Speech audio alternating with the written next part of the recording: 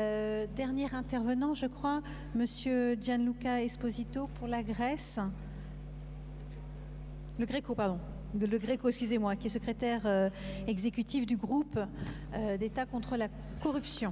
Merci beaucoup, Madame la modératrice, Madame la Présidente, Mesdames et Messieurs. Je voudrais tout d'abord remercier les autorités marocaines pour avoir invité le groupe d'État contre la corruption, le Greco, du Conseil de l'Europe à intervenir à cette importante conférence. Je suis très heureux d'être là avec mes collègues de la CEPEJ, de la Commission européenne pour l'efficacité de la justice, que vous avez eu l'occasion d'entendre dans les jours précédents. Je vais essayer d'être extrêmement bref, Madame la modératrice, parce que je suis le dernier, et aussi parce que beaucoup de ce que je voulais dire a déjà été dit. Juste en guise d'introduction, le Greco, notre travail au Conseil de l'Europe est un travail de monitoring, de contrôle. Nous évaluons le respect par nos États membres. Et je rappelle que nous avons 49 États membres, c'est-à-dire toute l'Europe continentale, plus les États-Unis d'Amérique. Donc nous contrôlons le respect par nos États membres de leurs engagements en matière de lutte contre la corruption. Et un de nos cycles d'évaluation s'est focalisé justement sur la question de la prévention de la corruption au sein de la magistrature, des juges. Et pour éviter de vous prendre trop de temps, je vais me focaliser sur 2 points. Le premier, c'est que, comme a dit un des intervenants précédents, la question de la prévention de la corruption au sein de la magistrature, des juges et des procureurs, d'ailleurs, est un chantier permanent. Et je vais vous donner quelques exemples pour vous montrer comme il ne s'agit pas uniquement de corruption dans le sens légal, juridique du terme, mais de comportements qui sont contraires à l'éthique et au respect de la déontologie existent encore dans beaucoup de nos États membres. En Europe, encore aujourd'hui, dans certains de nos États, on peut être juge le matin et maire d'une ville l'après-midi. Dans un autre, on peut être membre du Parlement l'après-midi et le matin, on va au tribunal et on juge. Dans encore d'autres États, des juges peuvent accepter des cadeaux qui dépassent les 6 000 € sans les déclarer.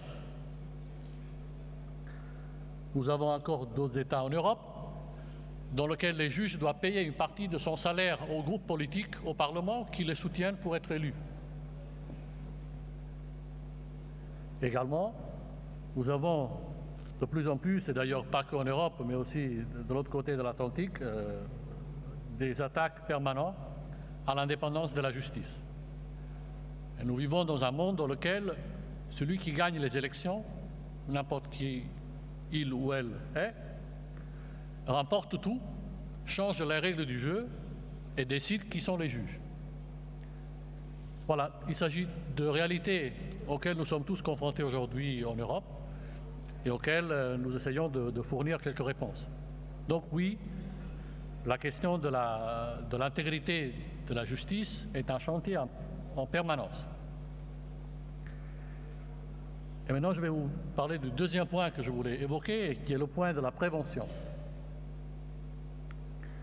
Oui, parce que quand un juge, ou n'importe quel autre citoyen d'ailleurs, est accusé et condamné pour un acte de corruption, nous avons tous fait faillite. La société, le système qu'on a mis en place pour protéger cette indépendance de la justice, qui est, comme on l'a dit à plusieurs reprises, une garantie de nos citoyens, tout le système fait faillite. Donc, il est important d'avoir des mesures de prévention, un filet autour de cette magistrature qui permet de prévenir des actes de corruption par la suite. Et ces mesures de prévention interviennent à plusieurs niveaux. Alors, dans les quelques minutes que j'ai, je ne peux pas évoquer tous les niveaux, mais je vais brièvement en indiquer quelques-uns. Tout d'abord, au niveau de la sélection et de la nomination des juges, il faut que le mérite, la transparence et l'équité prévaut dans la sélection des juges et que les juges ne soient pas nommés par appartenance à un tel ou l'autre groupe politique. On a déjà évoqué la question des codes de conduite élaborés par les juges et adoptés par les juges et mis en œuvre par les juges. Nous avons également évoqué la question de la gestion du conflit d'intérêts. Je crois que vous, Madame la modératrice, vous avez très bien indiqué comme il est impossible de prévoir dans une loi toute situation potentielle de conflit d'intérêts auquel un juge peut être confronté.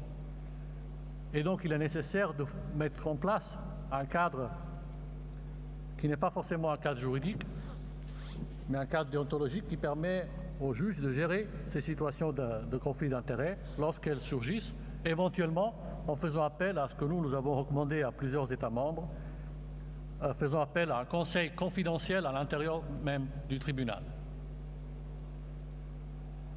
La gestion des incompatibilités est un autre thème important. J'ai évoqué tout à l'heure quelques incompatibilités, juges, membres du Parlement, juges, maires. Voilà des incompatibilités qui ne sont pas en elles-mêmes des situations de corruption, mais qui peuvent le devenir si elles ne sont pas gérées de manière adéquate. Quelqu'un, à la fin du panel précédent, a évoqué la question des cadeaux. Oui, la question des cadeaux est importante. Je voudrais juste qu'on se mette d'accord sur un principe simple et sain, c'est qu'il n'y a pas lieu d'avoir des cadeaux lorsqu'on exerce une fonction publique, qu'elle soit juge, fonctionnaire international, fonctionnaire d'un ministère, professeur d'université ou autre. Et enfin, la question des immunités. Nous avons de plus en plus dans nos États membres des situations d'immunité qui dépassent l'immunité fonctionnelle du juge et qui deviennent une immunité absolue. Donc le juge qui est rattrapé en violant le code de la route ou en volant un bouquin dans un magasin, il serait immune. Évidemment, ceci n'est pas acceptable. L'immunité d'un juge est une immunité fonctionnelle. Voilà, Madame la modératrice, je vais m'arrêter là. C'est quelques éléments pour vous montrer combien ces mesures de prévention sont importantes pour assurer l'intégrité de la magistrature. Je vous remercie. Merci infiniment pour cette intervention, évidemment pour le Gréco. Je dois dire que je remercie infiniment les intervenants de cette table ronde.